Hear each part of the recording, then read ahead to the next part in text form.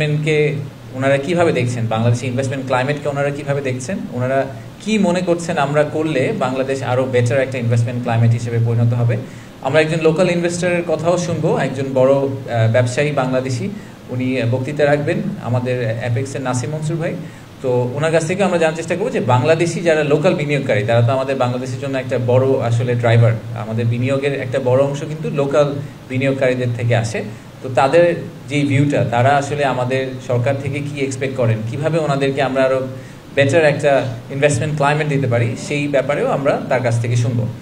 এছাড়া আমরা প্রধান অতিথি যখন থাকবেন সেই সময় আমরা 5টি অ্যাওয়ার্ড দিব। আমরা আগেরবার বলেছিলাম অ্যাওয়ার্ডের নাম্বারটা একটু কম ছিল, বাট আমাদের এখন ফাইনালি যেটা হয়েছে, আমরা 5 জনকে সম্মানিত করব, কোম্পানি বা ইন্ডিভিজুয়াল। তো প্রথমটা হচ্ছে একজন লোকাল ইনভেস্টরকে আমরা সম্মানিত করব, তার সাথে একজন ফরেন ইনভেস্টরকে আমরা সম্মানিত করব, ইএসজি বা সাস্টেইনেবিলিটি সাইডে কন্ট্রিবিউশনের জন্য আমরা একটা সংস্থাকে সম্মানিত করব, আর সবশেষে আমরা অ্যাওয়ার্ড দিব হচ্ছে ইনোভেশনের জন্য, একটা কোম্পানি যারা খুব ইনোভেটিভ কিছু একটা করেছে তাদেরকেও আমরা আলাদা করে সম্মানিত করবো। এই 4টা করব। আর বাংলাদেশের ইনভেস্টমেন্ট ক্লাইমেটে আপনারা জানেন যে আমাদের অনেক বিদেশি কিন্তু আছেন যারা বছরের পর বছর ধরে বাংলাদেশে আছেন, 20-25 বছর ধরে বাংলাদেশকে ওনারা অ্যাম্বাসেডারের মতো বাংলাদেশকে বিভিন্ন দেশে পরিচিতি দেওয়ার চেষ্টা করেছেন, বাংলাদেশে বিনিয়োগ করেছেন, অনেক দিন ধরে আছেন, বাংলাদেশের সাথে খুব ক্লোজভাবে জড়িত। আমরা অনেক বাংলাদেশি হয়তো 20-25 বছর দেশে থাকি নাই, কিন্তু ওনারা কিন্তু অনেক দিন ধরে আমাদের দেশের সাথে কাজ করছেন। তো এরকম একজন বিদেশি বিনিয়োগকারীকে আমরা একটি সম্মাননা দিব, ওনাকে আমরা অনারারি সিটিজেনশিপ অফার করব এই ইভেন্টের থ্রুতে। সো এটা একটা কমপ্লিটলি ডিফারেন্ট অ্যাঙ্গেল দিবে আমাদেরকে, বাট আমরা জেনারেলি মনে করি যে আমাদের সবচেয়ে বড় অ্যাম্বাসেডার হতে পারে হচ্ছে যে কোনো বিদেশি যদি এসে বলে, বা সে তার দেশে গিয়ে বলতে পারে যে আপনারা বাংলাদেশে বিনিয়োগ করেন, কারণ আমার বিনিয়োগটা খুব সফল হয়েছে এবং আমি মনে করছি যে বাংলাদেশ বিনিয়োগের জন্য একটা খুব ভালো জায়গা। তো সেই এসেন্সটাকে হাতে নিয়ে আমরা ওনাদেরকে, ওরকম একজন ভদ্রলোককে আমরা অনারারি সিটিজেনশিপ অফার করব। আর এর বাইরে আপনারা আগেও শুনেছেন যে অনেকগুলা এমওইউ সাইন হবে, কিছু ইনভেস্টমেন্ট কমিটমেন্ট হবে। MOU signing actually is a big range. So এই রেঞ্জের মধ্যে শুধুমাত্র আমরা ইনভেস্টমেন্ট নিয়ে কথা বলছি না, আমরা এর পাশাপাশি আরও বেশ কিছু যেগুলো টপিক আছে, যেগুলো মেইন কি টপিক ইনভেস্টমেন্ট ক্লাইমেট রিলেটেড, যেরকম একটা এক্সাম্পল হিসেবে আমরা বলতে পারি যে লেবার ল নিয়ে আমরা আপনারা দেখেছেন যে ইন্টারিম গভর্নমেন্ট লেবার লর ব্যাপারে খুবই সিরিয়াস।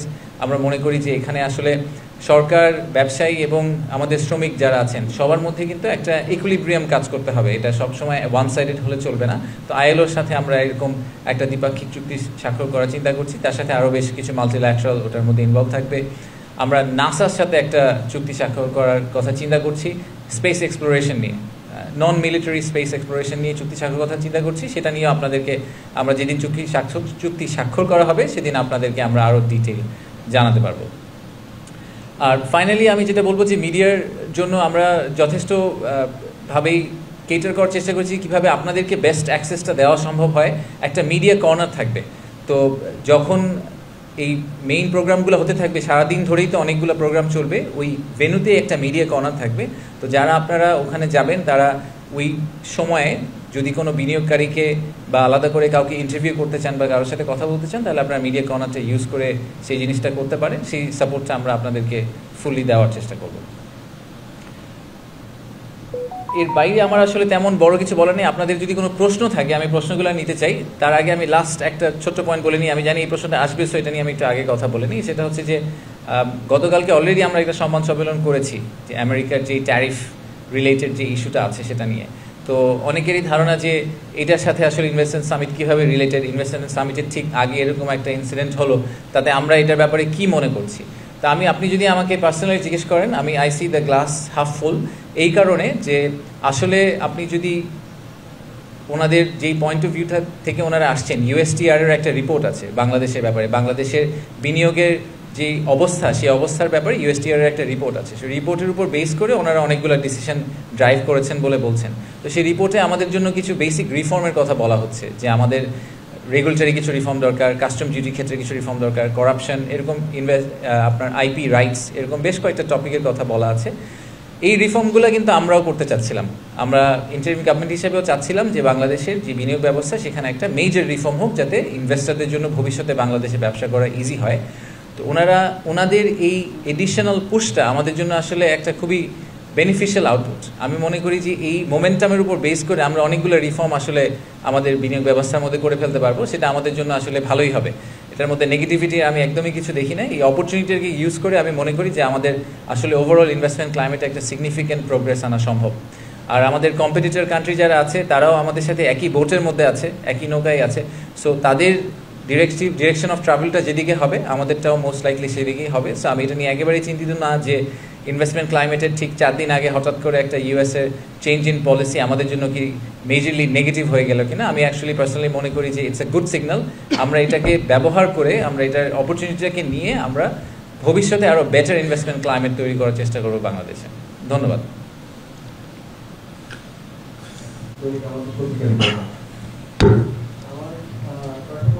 আমাদের দেশে বেশি সময় ধরে চলছে, উচ্চমূল্যবৃদ্ধির কারণে আমাদের সুদের হারও বেশি। এখন বলতে বিশ্বমূল্য ট্রাম্পের কারণে বিশ্বমূল্য একটা সংখ্যা রয়েছে, সারা বিশ্বে বাংলাদেশের মধ্যে বাড়বে। তো এইরকম পরিস্থিতিতে উচ্চ সুদের হার, উচ্চ মূল্যবৃদ্ধির কারণে বাংলাদেশে কতটা মানে সুখকর হবে বা বিনিয়োগকারীরা কতটা শক্তি বোধ করবে। আরেকটা বিষয় হচ্ছে দেখেন, আপনাকে এটাকে একটা গেম অফ চেসের মতো করে চিন্তা করতে হবে। বাংলাদেশকে ইন্ডিপেন্ডেন্টলি দেখার কিছু নাই। আমার যদি একজন লেটসে আমি চায়নার এক্সাম্পল দিই, আমার যে চাইনিজ ইনভেস্টার যে বাংলাদেশকে কনসিডার করছে, সে মনে করছে যে বাংলাদেশে সুদের হার বেড়ে যাবে, বাংলাদেশে মূল্যস্ফীতি হবে। গ্লোবাল কোনো ম্যাক্রো ইকোনমিক ইফেক্ট পৃথিবীর সবগুলো দেশকে ইকুয়ালি ইফেক্ট করবে। সো ট্রাম্পের, ফর এক্সাম্পল ডোনাল্ড ট্রাম্পের যে নতুন পলিসি বা উনি যেই ডিক্লারেশনটা দিয়েছেন, এটা যদি এক্সিকিউটেড হয় তাহলে কিন্তু শুধু বাংলাদেশ মূল্যস্ফীতির ভিতর দিয়ে যাবে বা সুদের হারের ভিতর দিয়ে যাবে তা না, সবাই যাবে। So it is always a relative comparison. এটা কিন্তু এমন না যে শুধু বাংলাদেশকে ইন্ডিপেন্ডেন্টলি দেখতে হবে। তো আমি সেই পয়েন্ট অফ ভিউ থেকে মনে করি না যে এই স্পেসিফিক ইনসিডেন্টটা বাংলাদেশের রিলেটিভ কম্পিটিটিভ অ্যাডভান্টেজের মধ্যে কোনো মেজর ইফেক্ট করতে পারে। সমগ্র পৃথিবী যদি একটা ইনফ্লেশনারি প্রেশারের ভিতর দিয়ে যায় এই পলিসির কারণে, সেটা সবার জন্য অ্যাপ্লিকেবল হবে। সো সেই ক্ষেত্রে আমার মনে হয় না যে বাংলাদেশের জন্য ইন্ডিপেন্ডেন্টলি এটা অনেক বেশি ডেট্রিমেন্টাল হবে relative to rest of the globe. Hello, আমি দুটি প্রশ্ন করব। প্রথম প্রশ্ন হচ্ছে যে শোনা যাচ্ছিল যে এবারে সামিটে এক ধরনের চমক একটা করে আসি।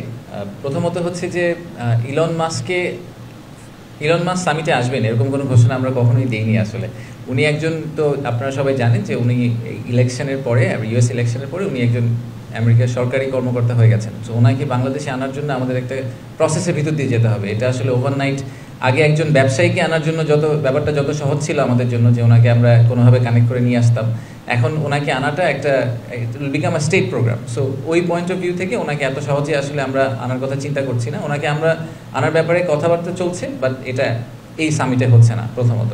দ্বিতীয়ত হচ্ছে যে সামিটে আমরা কালকে 9 তারিখে আমরা স্টার্লিংয়ের ডেমো ডে বলছি। সো স্টার্লিং ডিভাইস দিয়ে আসলে পুরো সামিটটা রান করা হবে। ইন্টারকন্টিনেন্টালের স্টার্লিং সার্ভিস প্রোভাইড করবে এবং সেটা আমরা আপনারা সোশ্যাল মিডিয়াতে লাইভ যে প্রোগ্রামগুলো দেখবেন সেটা স্টার্লিংকের থ্রুতে পাওয়ার করা হবে। তো সেটা যারা সামিটে যাবেন তারা আসলে পার্সোনাল ডিভাইসও স্টার্লিংকে কানেক্ট করে আপনারা ওখানে একটা এক্সপিরিয়েন্স করতে পারবেন। স্টারলিংকের অ্যাপ্রুভালের ব্যাপারে ওনারা বিডার রেজিস্ট্রেশনের জন্য অ্যাপ্রুভাল করেছিলেন। আপনারা শুনেছেন যে গত মাসের 29 তারিখে আমরা এনজিএসও পলিসি ফাইনালি রোল আউট করে দিয়েছি পাবলিক ডোমেইনে। তারপরে ওনারা বিডার রেজিস্ট্রেশনের জন্য অ্যাপ্লাই করেছিলেন, ওনাদের বিডার রেজিস্ট্রেশন হয়ে গেছে। ওনাদের নেক্সট স্টেপ হচ্ছে যে এনজিএসও লাইসেন্স নেওয়া, ওটার জন্য সম্ভবত ওনারা আজকে অ্যাপ্লাই করবেন। তো আমরা চেষ্টা করবো যত দ্রুত সময়ের মধ্যে সম্ভব ওনাদেরকে এনজিএসও লাইসেন্স, অবভিয়াসলি আমাদের রুলস অ্যান্ড রেগুলেশনস মেনে ওনারা যদি অ্যাপ্লাই করে থাকেন তাহলে আমরা ওনাদেরকে এনজিএসও লাইসেন্সটা দিয়ে দিব। দিয়ে দেওয়ার পরে কমার্শিয়াল অপারেশন ওনারা তার পরের দিনই যেতে পারেন। তাতে আর আমাদের সাইড থেকে যেই কমিটমেন্টটা ছিল সরকারের পক্ষ থেকে যে আমরা 90 দিনের মধ্যে ওনাদেরকে ব্যবসা করার ব্যবস্থাটা করে দিব, সেটা কিন্তু আমরা এনজিএসও লাইসেন্স দিয়ে দেওয়া হয়ে গেলে ওনাদের জন্য ইটস রেডি টু গো। তো তারপরে ওনারা হয়তো ওনাদের ডিভাইসগুলো ইম্পোর্ট করে আনতে ওনাদের একটু সময় লাগতে পারে, বা ওনারা যদি এখানে কি মডেলে অপারেট করবেন, ওনাদের শপটা দেখতে কীরকম হবে সেই সব ব্যাপারে হয়তো ওনারা কিছু ডিসিশন নেবেন। But in theory they should be ready to go very soon. পার্বত্য চট্টগ্রামের ব্যাপার আপনি যেটা বললেন যে দেখেন, আমি মনে করি যে অ্যাক্সেস টু ইন্টারনেট এখনকার যুগে ইটস আ রাইট। আমাদের সবাইকে এই রাইটটা দেওয়া উচিত। তো সেটা আমাদের পার্বত্য চট্টগ্রাম হোক, কুড়িগ্রাম হোক, যেখানেই হোক, একটা প্রাইমারি স্কুলের ছাত্র হোক, সবার জন্যই এই অ্যাক্সেস টু ইনফরমেশনটা থাকা জরুরি। তো আমরা এটা সবার জন্য সেজন্যই ওপেন করে দিতে চাই। ঠিক যেভাবে আমরা পানি খাই, আমরা শ্বাস নিতে পারি, আমার মনে হয় অ্যাক্সেস টু ডেটা এবং ইন্টারনেট ওয়ার্ল্ড ইজ নেসেসিটি। তো সেটাই আমাদের পারপাস। তো সেই পারপাসের উপর বেস করে আমরা এনজিওসি পলিসিটাকে রোল আউট করার চেষ্টা করছি। Thank you. এগুলা থেকে কোনো আউটপুট এসেছে কিনা আমি পিছের গল্পে আসলে যেতে চাই না। আই এম মোর কিন অন 5ই আগস্টের পরের কথাবার্তা নিয়ে আমরা কথা বলি। আমি পিছের কোনো ডিসকাশন করে খালি সময় নষ্ট করতে চাই না। দ্বিতীয়ত হচ্ছে যে এবার কারা আসবেন, সরি আপনি একটা প্রশ্ন করেছিলেন, আমি প্রশ্নটা মনে হয় মিস করে গেছি, যে বড় কোম্পানি কারা আসবেন। আমাদের কিছু বেশ বড় বড় বায়ার আসবেন। আমরা বলেছি আগে যে জারা বা ইন্ডিটেক্স যে কোম্পানিটা আছে তারা আমাদের one of the biggest garment buyer. Giordano বলে একটা কোম্পানি আছে, তারাও একটা বড় রিটেলার, তারা আসবেন। আমরা স্যামসাংয়ের খুব সিনিয়র একজন ভদ্রলোক আসবেন। আমরা বেশ কিছু বড় বড় ভেঞ্চার ক্যাপিটাল ফার্মের যারা হচ্ছে আর্লি স্টেজ স্টার্ট আপদেরকে ফান্ড করেন, সেখানে অনেক বড় বড় বেশ কিছু ভিসির ওনাররা আসবেন। সেই সাথে আমরা আশা করছি যে বেশ বড় বড় কিছু কংগ্লোমারেট যাদের টোটাল জিডিপি আসলে তাদের টোটাল রেভিনিউ যোগ করলে প্রায় আমাদের জিডিপি সমান হয়ে যায়, এরকম বড় বেশ কিছু কংগ্লোমারেট আসবেন। চায়না থেকে সিসি, সিআরবিসি, পাওয়ার চায়না, এরকম বেশ বড় কিছু কোম্পানি আসছেন। আবার আমেরিকা থেকেও এক্সেলারেট এনার্জির প্রেসিডেন্ট থেকে শুরু করে বেশ কিছু সিনিয়র লোকজন আসছেন। So the pool is very strong. তো নেক্সট প্রশ্নটা হচ্ছে যে আসলে এই সামিট করেই কি তার মানে কালকে থেকে হঠাৎ করে আমরা $10 বিলিয়ন একটা ইনভেস্টমেন্ট গ্যারান্টি দিয়ে ফেলবো কিনা? ব্যাপারটা কিন্তু সেরকম না। আমি এই জন্য আবার বারবার বলছি যে আমাদেরকে প্রথমে যেটা ঠিক করতে হবে সেটা হচ্ছে যে আমাদের ন্যারেটিভটা ঠিক করতে হবে। আমাদের বাংলাদেশের ব্যাপারে যে গ্লোবাল ন্যারেটিভটা আছে এই ন্যারেটিভটাকে আমাদেরকে ওভারটার্ন করতে হবে, নাম্বার 1। নাম্বার 2 হচ্ছে বাংলাদেশের যেই ব্যবসা করার যে difficulty, is of doing business, সেটাকে আমাদের সিগনিফিকেন্টলি ইমপ্রুভ করতে হবে। আমরা যেখানে আছি ওয়ান অফ দ্য রিজনস যেই কারণে বাংলাদেশে আমরা অনেক ধরনের ট্যাক্সের সুবিধা দিই, 10 বছরের ট্যাক্স ব্রেক আছে বেজাতে, তারপরেও বেজাতে ইনভেস্টমেন্ট হয় না। তো কেন তাহলে ইনভেস্টমেন্ট হয় না? যদি আমরা ট্যাক্স ব্রেক দিই 10 বছরের 12 বছরের, লোকজনের তো ট্যাক্স দিতে হবে না। ইনভেস্টমেন্ট হয় না কারণ একজন বিনিয়োগকারী যখন একটা দেশে বিনিয়োগ করার কথা চিন্তা করেন তখন তাকে এটাও চিন্তা করতে হয় যে উনি বিনিয়োগটা করে আসলে বিনিয়োগটা দেশ থেকে বের করতে পারবেন কিনা, বিনিয়োগটা করতে ওনার কত সময় লাগবে, সেই বিনিয়োগ করার জন্য উনি আসলে যথেষ্ট পরিমাণ সাপোর্ট সরকার থেকে পাবেন কিনা, ইউটিলিটি সার্ভিসেস পাবেন কিনা, এই সবগুলো প্রশ্নের উত্তর কিন্তু আমরা খুব ক্লিয়ারলি ওনাদেরকে দিতে পারি না। কারণ হচ্ছে আমাদের এইসব বিভিন্ন কেসে আমাদের নিজেদেরই কিছু সমস্যা আছে। সেই সমস্যাগুলো যদি আমরা সমাধান করি, রাইট ন্যারেটিভটা সেট করি, তাহলে এই পাইপলাইনটা ওভার টাইম বিল্ড করবে। বিরাট একটা ইন্টারেস্টিং জিনিস আপনাদেরকে আমি বলি, সেটা হচ্ছে যে বিনিয়োগ উন্নয়ন কর্তৃপক্ষের তো আমার পার্সোনাল, আমি ব্যাংক থেকে এসেছি, আপনাদেরকে আমি আগে বলেছি, আমার পার্সোনাল ভিউ হতো যে যখনই যে কোনো অর্গানাইজেশন যারা বিনিয়োগ নিয়ে কাজ করবে, যাদের একটা পোটেনশিয়াল একটা ইনভেস্টর পুল আছে, তাদের তো একটা বেসিক লিস্ট থাকার কথা, যে আমি আজকে বলবো যে আগামী 2 থেকে 3 বছর এই 30টা 50টা বা 100টা কোম্পানিকে আমি ট্র্যাক করব, কারণ ওনারা বলেছিলেন ওনারা বাংলাদেশে ইনভেস্টমেন্ট করতে ইন্টারেস্টেড। তো ওনারা আসলে তারপরে কি করছেন, ওনাদেরকে আর আমি কিভাবে সাহায্য করতে পারি বাংলাদেশে ইনভেস্টমেন্ট করার জন্য, এরকম কোনো ট্র্যাকার বা পাইপলাইন কিন্তু বিরাতে নাই এই মুহূর্তে। সো এগুলো খুবই এলিমেন্টারি ফাউন্ডেশনাল জিনিসপত্র, এইসব জিনিস আমরা এতদিন করে আসি না, এগুলোকে আমাদের এই ফাউন্ডেশনাল জিনিসগুলোকে দাঁড় করাতে হবে। তো এই সামিটটা যখন আমরা করবো, এখান থেকে যেই ট্র্যাকারটা তৈরি হবে, যে পাইপলাইন তৈরি হবে, যে ঠিক আছে এই 100টা কোম্পানি এসেছিল, এরা সবাই আগ্রহ দেখিয়েছে, এরপর এই আগ্রহ থেকে মেটেরিয়ালাইজেশনে যাওয়ার জন্য আমাদের আর কি করতে হবে। সো আমরা এখান থেকে একটা পুরোপুরি একটা প্রজেক্ট ওয়ার্কের মতো পাবো এই পাইপলাইনের উপর বেস করে, যেটাকে আমরা নেক্সট 6 থেকে 12 মাস বা 18 মাস ট্র্যাক করার চেষ্টা করবো এবং এদেরকে বাংলাদেশে ল্যান্ড করানোর চেষ্টা করবো। ধন্যবাদ। যদি ক্যাটাগরিক্যালি এটাকে আরও ক্রিস্টালাইজ করার চেষ্টা করি, তাহলে মেইন সমস্যাটা আমাদের গ্যাস সাপ্লাইতে। তো বাংলাদেশের টোটাল গ্যাস সাপ্লাইয়ের 50% আমরা নিজেরা এক্সট্র্যাক্ট করি, আর বাকি 50% আমাদেরকে ইম্পোর্ট করতে হয়। তো আপনারা রিসেন্টলি দেখেছেন, এবং তার ইম্পোর্ট করা গ্যাসের ক্ষেত্রে একটা বড় সমস্যা আমরা ফেস করেছি, যেহেতু আমাদের একটা ডলার ক্রাইসিস ছিল, একটা ফরেন কারেন্সি ক্রাইসিস ছিল। সেই ক্রাইসিসটার কারণে অনেক সময় আমরা পেমেন্ট করতে পারিনি। পেমেন্ট করতে না পারার কারণে আমাদের একটা রেপুটেশনাল ইস্যু হয়ে গেছিলো, যেই কারণে আমরা যখন নতুন কার্গো জন্য সাপ্লায়ার কন্ট্রাক্টের জন্য যখন আমরা আরএফপি করছি, তখন আমরা আসলে ভালো প্রাইসে ভালো কোয়ালিটির কার্গো পাচ্ছিলাম না। তো এখন আপনারা দেখেছেন যে আমাদের ফরেন কারেন্সি রিজার্ভটা কিন্তু একটা স্টেবল পর্যায়ে চলে এসেছে, টু দ্য পয়েন্ট যে বাংলাদেশ ব্যাংকের গভর্নর এখন বলছেন যে ওনার আসলে হয়তো আইএমএফ ফান্ডিংটা নাও লাগতে পারে আমাদের এই স্টেবিলিটির জন্য। তো যখন আমাদের এই লিকুইডিটি তৈরি হয়ে যাবে, যে আমরা আসলে পেমেন্টগুলো করতে পারবো, তখন এই যে গ্যাপটা, এই 50%-এর গ্যাপটা যেটাকে আমাদের ইম্পোর্ট করে আনতে হয়, সেটা সিগনিফিকেন্টলি আসলে ইজি হয়ে যাবে আমাদের জন্য করা, নাম্বার 1। নাম্বার 2 হচ্ছে যে আমরা অনেকগুলো লং টার্ম কন্ট্রাক্ট করেছিলাম, আগেই করা হয়েছিল এগুলো, আসলে আমি ক্রেডিট নিব না, এটা আগে সরকারের সময় করা হয়েছিল, যেগুলো সবগুলো ইন এফেক্ট হবে হচ্ছে জানুয়ারি 2026 থেকে। তো 2026 জানুয়ারির পর থেকে কিন্তু আমাদের একটু আসলে প্রেশারটা এমনিই কমে যাবে, ন্যাচারালি কমে যাবে। ন্যাচারালি কমে যাওয়ার উপরে আমি আবারও ইয়েস ট্রেডের পয়েন্টটাতে ফেরত আসি। আমরা কিন্তু গতকালকে আপনারা সংবাদ সম্মেলনে শুনেছেন যে আমরা ফেব্রুয়ারি থেকে আসলে আমেরিকার সাথে কথা বলছি যে কীভাবে আমরা ট্রেড ইমব্যালেন্সটা কমাতে পারি। একটা বড় টপিক আমাদের ট্রেড ইমব্যালেন্স কমানোর হচ্ছে গিয়ে এনার্জি। সো ওনারা কিন্তু ট্রাম্প অ্যাডমিনিস্ট্রেশন আসার পরে ডিসিশন নিয়েছেন যে ওনারা এলএনজি আবার এক্সপোর্ট করবেন। তো সেই ব্যাপারে আমরা অলরেডি আমেরিকার সাথে কথা বলছি। সো আমাদের জন্য একটা নতুন সোর্স অফ এনার্জি তৈরি হয়েছে, জিসিসি মার্কেট, যে গালফ মার্কেটগুলোর বাইরে আমেরিকা আরেকটা মার্কেট হিসেবে। তো আমরা যদি ওই মার্কেটটাকেও ভালোভাবে ট্যাপ করতে পারি, আমার ধারণা যে এনার্জি সাপ্লাইয়ের এই যে ক্রাইসিসটা আছে বা একটা শর্টেজ আছে, সেই শর্টেজটাকে আমরা রিকভার করতে পারবো। রিকভার করতে পারলে আমার মনে হয় না যে এটা নিয়ে সমস্যা হবে। আর ফাইনালি পলিসিগত আমার একটা পার্সোনাল রেকমেন্ডেশন, আমার ধারণা সরকার অলরেডি এটা নিয়ে কাজ করছে, সেটা হচ্ছে যে ইন্ডাস্ট্রিয়াল সাপ্লাই ফর এনার্জি। অনেক দেশই এটা করেছে, মালয়েশিয়াতে যেরকম এনার্জি সাপ্লাই ফর ইন্ডাস্ট্রি, এটাকে কিন্তু রিং ফেন্স করা আছে, ওটাকে সরকার গ্যারান্টি করে। কনজিউমারের জন্য যে গ্যাস সাপ্লাই, সেই গ্যাস সাপ্লাইটার ক্ষেত্রে লোকজন এলপিজি গ্যাস ইউজ করে, সিলিন্ডার ইউজ করে, বাট মেইন পাইপলাইনে যে গ্যাস সাপ্লাইটা হয়, যেটা হেভি প্রেশার গ্যাস, সেটা ইন্ডাস্ট্রির জন্য গ্যারান্টিড করা থাকে। তো আমাদের ক্ষেত্রেও আসলে ইভেনচুয়ালি সেই ডিরেকশনে চলে যেতে হবে আমাদেরকে, যে ক্লাসিক কনজিউমার যে গ্যাস ইউজ করে রান্না করার জন্য, তার কিন্তু হেভি প্রেশারের গ্যাসের দরকার নেই, কিন্তু সে রান্না করার জন্য তাকে যে ইনগ্রেডিয়েন্ট কিনতে হবে, সেই ইনগ্রেডিয়েন্ট আসবে যখন সে বেতনটা পাবে, আর তখনই সে বেতনটা পাবে যখন ইন্ডাস্ট্রিটা চলবে। তো ইন্ডাস্ট্রিয়াল গ্যাসকে আমাদেরকে ডেফিনেটলি প্রায়োরিটাইজ করতে হবে, ইন্ডাস্ট্রিয়াল সাপ্লাই অফ এনার্জিটাকে প্রায়োরিটাইজ করে তারপরে বাকি স্পেসটাকে আমাদেরকে প্ল্যান করতে হবে। Thank you. আমরা একটা মেয়েদের গত 8 মাসে প্রতি বিনিয়োগের নাম্বারটা প্রতি কোয়ার্টারলি পাবলিশ করা হয়, হ্যাঁ, এবং কোয়ার্টারলি পাবলিশ করা হয়। আপনি যদি একদম অ্যাবসলিউট বিনিয়োগের নাম্বারটা জানতে চান, সেই নাম্বারটা পাবলিশ করে সেন্ট্রাল ব্যাংক।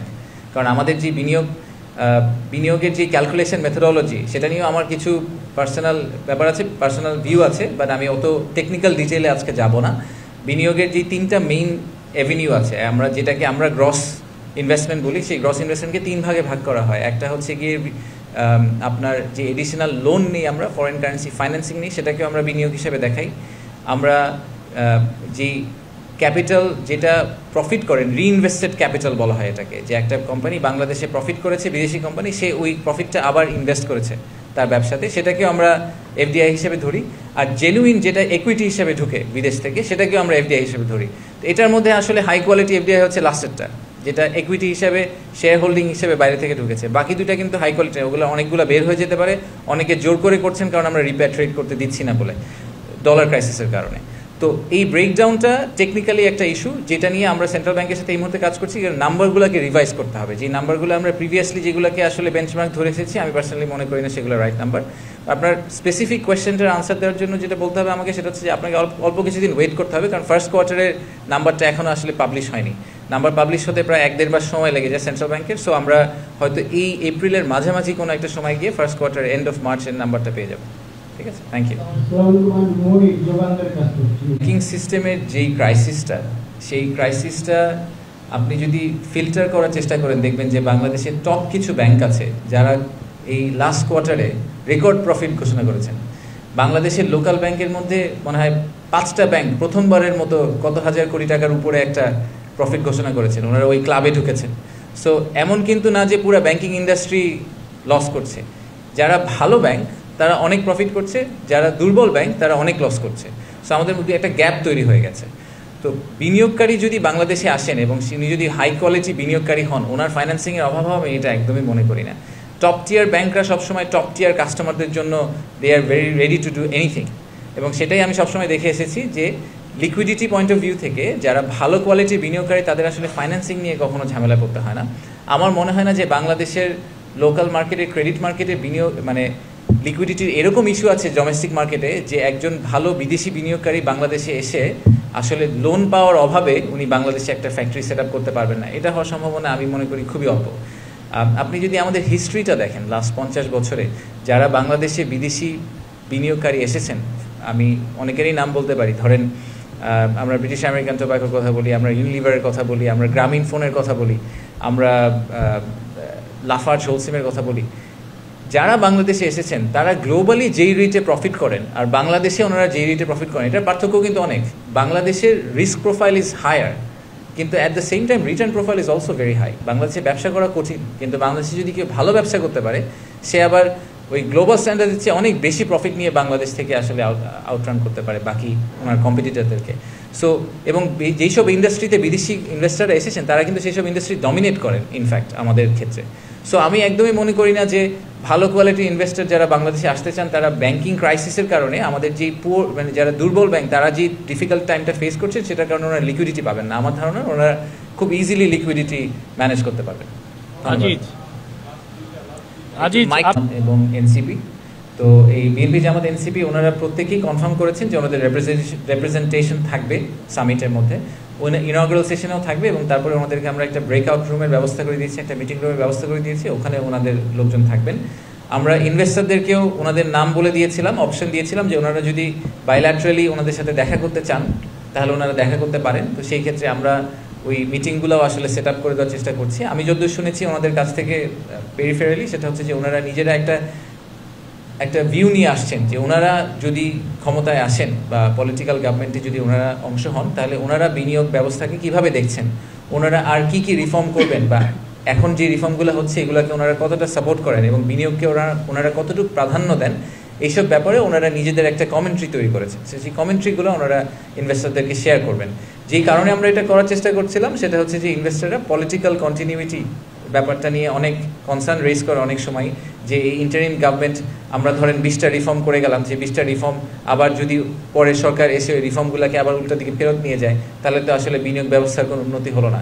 তো আমরা এটাই আসলে প্রুফ করার চেষ্টা করছি যে আমরা আসলে ওনাদের সাথে একসাথেই কাজ করছি এবং ওনাদের কনসেন্ট আছে এবং ওনারাও মনে করেন সবার জন্যই আসলে বিনিয়োগ ব্যবস্থা উন্নতি করাটা ইম্পর্টেন্ট। সো ওনারাও ওই সাপোর্টটা আমাদেরকে দিচ্ছেন এবং ভবিষ্যতেও বিনিয়োগকারীদেরকে দিবেন। এই পারপাসটাই আমরা আসলে ফুলফিল করার চেষ্টা করেছি। আমরা খুব ভালো সাড়া পেয়েছি পলিটিক্যাল পার্টিগুলো থেকে। সো ওনাদের সবাইকে ধন্যবাদ এবং ওনাদেরকে আমরা মনে করি যে এই সামিটটা, কিন্তু আমি আগেও বলেছি সামিটটা আসলে যদিও বলা হচ্ছে বিডার অর্গানাইজ করা, বাট আই জেনুইনলি ফিল যে এই সামিটটা আসলে বিডা একা করেনি।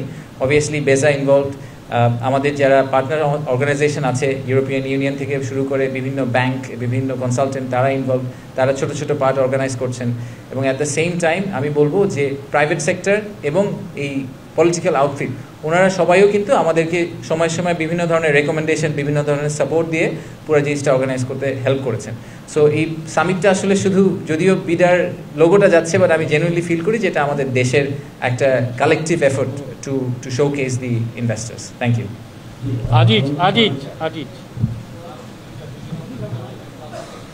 ধন্যবাদ। দেখেন আমাদের সামিটের এইবারে সবচেয়ে আমার মতে সবচেয়ে ইউনিক ফিচারটা হচ্ছে যে এই সামিটে ওয়ান ওয়ে বক্তৃতা খুব কম। আমরা আসলে স্টেজে দাঁড়িয়ে বেশি কথাবার্তা বলতে চাই না, আমাদেরকে একেবারেই না করলেই না ততটুকুই করা হয়েছে। বাট সামিট কিন্তু 4 দিনের সামিটকে যদি আপনি ডাইসেক্ট করার চেষ্টা করেন, প্রথম 2 দিন হচ্ছে ওনারা বিভিন্ন জায়গায় ঘুরে ঘুরে বাংলাদেশের যেখানে ওনারা ফ্যাক্টরি করতে পারবেন এরকম সাইট ভিজিট করছেন। হ্যাঁ, আগামীকালকে ওনারা চিটাগং যাচ্ছেন, মিরেশ্বরায় যাচ্ছেন, পরশু দিন ওনারা 2500 যাচ্ছেন। এগুলা কিন্তু কোনোটাই ওয়ান ওয়ে সেমিনার বা আপনি আমার কথা শুনেন আমি কি বলতে চাই এটাই শুনতে হবে এরকম কিছু না। ওনারা সরেজমিনে গিয়ে দেখছেন যে ওখানকার অবস্থা কি, ওনারা প্রশ্ন করতে পারেন, ওখানে যারা ফ্যাক্টরি আছে যাদের অলরেডি তাদের সাথে কথা বলবেন, সো ওটা এক্সপিরিয়েন্স করবেন। মেইন ইনঅগ্রেশন সেশনের পরে বাকি যে ব্রেকআউটগুলো হবে, যে 5টা সেক্টর নিয়ে আমরা মনে করছি যেখানে এফডিআই আসার সম্ভাবনা সবচেয়ে বেশি, যে renewable energy, agro processing, pharmaceutical, digital economy এবং টেক্সটাইল, এই 5টা সেক্টরে কিন্তু যেভাবে ডিজাইন করা হয়েছে সেখানে ম্যাচ মেকিং সেশনকেই সবচেয়ে প্রাধান্য দেওয়া হয়েছে। সো বাইল্যাটারাল কনভারসেশন করা, একজন আরেকজনের সাথে দেখা করা, একজন আরেকজনকে মিট করা, যাতে ভবিষ্যতে এখান থেকে একটা জয়েন্ট ভেঞ্চার তৈরি হতে পারে, সেটাকে টার্গেট করেই আসলে, এবং সরকারি অফিসারদের সাথে ওনাদের কথা বলা, যাতে ওনারা পলিসিগত কোয়েশ্চেন থাকলে ওই কোয়েশ্চেনগুলো ওনারা আনসার পেতে পারে। সো পুরাটা কি করা হয়েছে হচ্ছে আসলে আমরা যদি এটাকে সামিট বলছি, এবং এই সামিটের মধ্যে সেমিনার বা কনফারেন্স ফর্মের অংশ কিন্তু মাত্র 1 থেকে 1.5 ঘন্টা, বাকি পুরো সময়টাই হচ্ছে গিয়ে bilateral meetings. That's why we are calling it summit, because আমরা সব ইনভেস্টারকে এক জায়গায় নিয়ে আসছি, সব উপদেষ্টাকে এক জায়গায় নিয়ে আসছি, সরকারি সব কর্মকর্তাকে এক জায়গায় নিয়ে আসছি, আবার একই সাথে বাংলাদেশি ব্যবসায়ীদেরকেও আমরা এক জায়গায় নিয়ে আসছি, যাতে সবাই সবার সাথে পরিচিত হয়ে ভবিষ্যতে কোনো প্রজেক্টে কাজ করতে পারেন। ধন্যবাদ। ব্রিজ, এটা একটা টপিক, এটা এসেছে, এটা আবার চলে যাবে। আমাদের ইনভেস্টমেন্ট, আমি যেটা বলেছি প্রথমে, investment decision is a long term decision. এটা একটা ছোট্ট ফ্যাক্টরের কারণে হঠাৎ করে বামে চলে যাবে, আবার ওভারনাইট ডানে চলে আসবে, এরকম হবে না। এই পুরোটা ক্যালকুলেট করেই লোকজনকে ডিসিশন নিতে হবে। আমি একটু করে এই ব্যাপারটা নিয়ে আগেও একবার টাচ করেছি। আমি জেনুইনলি মনে করি যে প্রথমত আমাদের প্রিপেয়ারনেস আগে থেকেই ছিল। আমরা ফেব্রুয়ারি মাস থেকে আসলে আমেরিকান গভর্নমেন্টের সাথে কথা বলছিলাম যে ট্রেড ব্যালেন্সটাকে আমরা কীভাবে রিব্যালেন্স করতে পারি। সো আমরা ইন এ ওয়ে, এবং আপনি জানেন কিনা আমি জানি না, যে যখন আমাদের হাই রিপ্রেজেন্টেটিভ গিয়েছিলেন তখন ওনাদের ইউএসটিআর থেকে বলেছে যে তোমরাই এই অ্যাডমিনিস্ট্রেশনে প্রথম দেশ যারা এসে বলেছো যে তোমরা ট্রেড ইমব্যালেন্সটাকে রিব্যালেন্স করতে চাও। এই কথাটা কিন্তু ওনারা ক্যাটাগরিক্যালি বলেছিলেন। সো আমাদের একটা হেড স্টার্ট আছে। এই কারণেই আমরা গতকালকে অস্থির হয়ে কালকেই চিঠি দিয়ে দিতে হবে এরকম কোনো স্টেপের দিকে যাইনি। আমরা মনে করছি যে আমাদের অলরেডি একটা এন্ট্রি পয়েন্ট আছে এবং আমাদের ওনাদের সাথে অলরেডি যোগাযোগ আছে। সেটার উপর বেস করে আমরা ঠান্ডা মাথায় আমাদের ডেডলাইনের মধ্যেই সুন্দরভাবে একটা অ্যাকশনের দিকে যাব। সো মানে আমি যেটা বলতে চাই সেটা হচ্ছে রিঅ্যাসিওর করতে চাই আপনাদেরকে যে এই ব্যাপারে যথেষ্ট পরিমাণ সময় এবং নলেজ বেস বলেন, আমরা কিন্তু আপনি দেখবেন গতকালকে প্রেস কনফারেন্সে আমাদের জাহিদ সত্তার স্যার ছিলেন। আমরা ইকোনমিস্টদের সাথে কথা বলছি, আমরা ইউএস অ্যাডমিনিস্ট্রেশনের সাথে কথা বলছি, আমরা প্রাইভেট সেক্টরের সাথে কথা বলছি, আমরা সরকারের ভিতরে কথা বলছি। আমরা একটা কালেকটিভ এফোর্টের থ্রুতে আমরা একটা আমরা মনে করছি আমরা খুব সলিড একটা প্ল্যান নিয়ে আসলে ইউএস অ্যাডমিনিস্ট্রেশনটা এগোতে পারবো। সো আমি এটা নিয়ে একেবারেই চিন্তিত না। ধন্যবাদ। উত্তরটা আপনাকে আমি 10 তারিখ রাতে বলবো যে কতগুলো প্রতিষ্ঠান আসছে। রেজিস্ট্রেশন যারা করেছেন তারা 100% আসতে পারবেন বলে আমি মনে করি না। লাস্ট মোমেন্টে আপনি দেখবেন আজকেই আমরা অ্যাকচুয়ালি ইনফ্যাক্ট কনফার্ম করেছি যে এই মুহূর্তে যাদেরকে আমরা রেজিস্ট্রেশন কনফার্ম করেছি প্রায় 40টা দেশ থেকে আমাদের বিদেশি ডেলিগেশন আসার কথা। এবং ডেলিগেশন আমি যেটা বললাম যে আমাদের টোটাল ক্যাপাসিটি আসলে হচ্ছে ইনঅগ্রেশন সেশনের 700, তার মধ্যে যদি আপনি কিছু উপদেষ্টা বা অ্যাম্বাসেডার বাদ দেন, আর তারপরে বাকি পুরাটাই হচ্ছে আসলে বিদেশি বিনিয়োগকারী এবং non resident Bangladeshi. So non resident বাংলাদেশের নাম্বারটাও বেশ বড়। এখন টোটাল ইনস্টিটিউশনের নাম্বার কতজন ফাইনালি অ্যাটেন্ড করলেন, তাদের থেকে আমরা কী ধরনের ফিডব্যাক পেলাম, কী ধরনের প্রমিস পেলাম, এই পুরো ব্যাপারটা নিয়ে আমরা শেষের দিকে সামিটের শেষের দিকে আপনাদেরকে আবার ডেকে একটা ফুল রিভিউ রিপোর্ট সাবমিট করব যে এখান থেকে আমাদের নেক্সট অ্যাকশন প্ল্যানগুলো কী হবে এবং কী ধরনের আমরা আসলে জেনুইন সাড়াটা পেয়েছি। Thank you. পুরোটা কি শেয়ার করবেন? আমাদের কী কী আছে, 4 দিনে কী হবে পুরোটা? আমরা একবার বলছি আগের দিন বলেছিলাম, আমি শর্ট করে বলি। আমাদের সামিট কালকে থেকে শুরু হচ্ছে। কালকে আমাদের বেশ কয়েকটা 2টা ট্র্যাকে আসলে জিনিসপত্র আগাবে। প্রথম ট্র্যাকটা হচ্ছে যে আমরা প্রায় 60 জনের বেশি উদ্যোক্তাকে নিয়ে আমাদের একটা স্পেশাল ফ্লাইট সেটা যাবে চট্টগ্রামে। সেখান থেকে আমরা কোরিয়ান ইপিজেড এবং মিরেশ্বরাইতে আমাদের যে ন্যাশনাল স্পেশাল ইকোনমিক জোন আছে এই দুইটা আমাদেরকে ভিজিট করিয়ে রাতের বেলা আবার ফেরত নিয়ে আসবো। এনারা হচ্ছেন সেই সব উদ্যোক্তা যারা মনে করছেন যে ওনাদের একটা ফ্যাক্টরি সেট আপ করতে হবে, ওনাদের আসলে জায়গা জমি লাগবে, ওনাদেরকে দেখতে হবে যে কী ধরনের সাপোর্ট সিস্টেম আমরা তৈরি করতে পারি। আর ইন প্যারালাল কালকে আমাদের ইন্টারকন্টিনেন্টালে স্টার্ট আপ কানেক্ট নামে একটা সারাদিনের প্রোগ্রাম আছে। সেখানে আসলে যেগুলো আর্লি স্টেজ স্টার্ট আপ এবং যেসব ভেঞ্চার ক্যাপিটালিস্ট আসছেন তাদেরকে একটা কংগ্রিগেশন করানো হবে। বেশ কিছু ম্যাচ মেকিং ইভেন্ট হবে, নেটওয়ার্কিং হবে, কিছু প্যানেল হবে, সব মিলিয়ে টিলিয়ে কালকে সারা দিনটা হচ্ছে আসলে ঢাকা শহরে হচ্ছে সারাদিনটা স্টার্ট আপদেরকে ফোকাস করে করা। 8 তারিখে সকালে আমরা সারাদিন পাঠাচ্ছি হচ্ছে আমাদের ইনভেস্টারদেরকে নারায়ণগঞ্জে 2500-এ, যেখানে জাপানিজ ইকোনমিক জোন আছে। সেম আইডিয়া, ওনারা ফিজিক্যালি দেখবেন, ওখানে ফ্যাক্টরি ওনার যারা আছেন, যারা অলরেডি অপারেশনসে আছেন তাদের সাথে কথা বলবেন, ভিজিট করবেন, বোঝার চেষ্টা করবেন যে what is on offer. So এটা হচ্ছে আমাদের 8 তারিখের প্রথম হাফে। সেকেন্ড হাফে আমাদের ওয়ার্ল্ড ব্যাংকের সাথে কিছু এঙ্গেজমেন্ট আছে এবং আইএলওর সাথে কিছু এঙ্গেজমেন্ট আছে। সেগুলো আপনারা যারা আসবেন সেদিন আমরা আরও ডিটেলে ডিসকাস করবো। ওনারা এফডিআই রিলেটেড আমাদের কিছু ফার্দার এঙ্গেজমেন্ট এবং ফিউচার প্রমিস যেগুলো আমরা ওনাদের সাথে কীভাবে আমাদের ওভারঅল বিনিয়োগ ব্যবস্থাকে এবং ইনভেস্টমেন্ট ক্লাইমেটকে ইমপ্রুভ করতে পারি এসব ব্যাপারে ওনাদের সাথে আমাদের কিছু চুক্তি স্বাক্ষরিত হবে। 9 তারিখ আমাদের মেইন ইভেন্ট ডে। 9 তারিখে সারাদিনের প্রোগ্রাম খুবই বিজি। একই সাথে উদ্বোধনী অনুষ্ঠানটি ছাড়া 10টা থেকে 11:30 পর্যন্ত বাকি সারাদিন আসলে মাল্টিপল প্রোগ্রামস চলবে, 3-4টা প্রোগ্রাম প্যারালালি চলতে থাকবে।